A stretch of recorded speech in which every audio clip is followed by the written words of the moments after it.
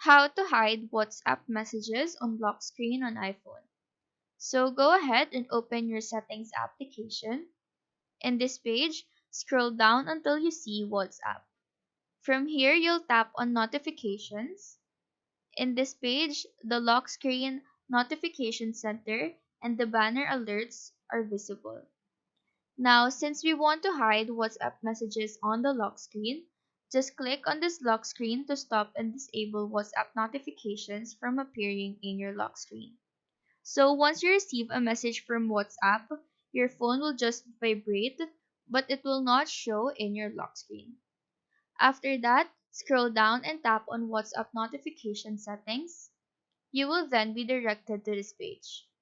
From here, tap on Show Preview and disable dot toggle. Now go back once and proceed to Show Previews and make sure to change this setting to Never. After doing those adjustments, your WhatsApp messages should now be hidden on your lock screen. So that is how to hide WhatsApp messages on lock screen on iPhone.